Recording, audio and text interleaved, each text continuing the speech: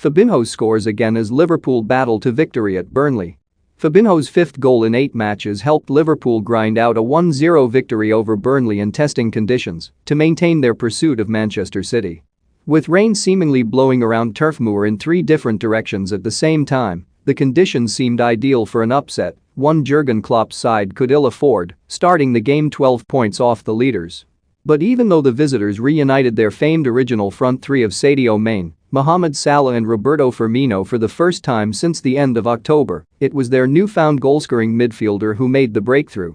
Since the turn of the year, no teammate has scored more than Brazil international Fabinho, whose primary role of anchoring the midfield was also performed superbly in a scrappy contest which saw a number of players struggle.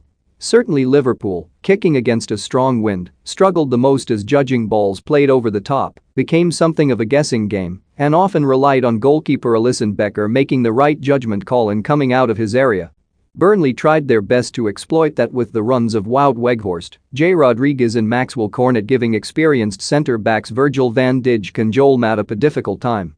Josh Brownhill's early long-range effort was turned behind by the Liverpool goalkeeper, while a counter-attack after Salah unsuccessfully appealed for a penalty saw Weghorst clip over Alisson, only for Trent Alexander-Arnold to hack clear. Burnley are going to need much more from £12 million January signing Weghorst, however, if they are going to escape the trouble they are in after an 11th league match without a win.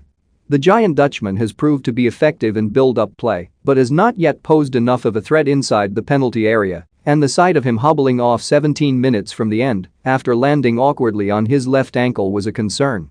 Rodriguez and Weghorst both had good chances to score before the sight of Alisson twisting and turning in an attempt to evade the attentions of Rodriguez in Liverpool's left-back position showed just how Klopp's usually well-oiled machine was encountering problems.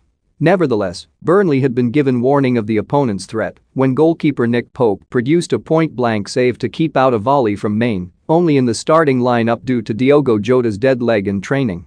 5 minutes before half-time the England goalkeeper did his best to keep out Fabinho's effort when Mane nodded on Alexander-Arnold's corner, but he was powerless to prevent the midfielder forcing home the rebound.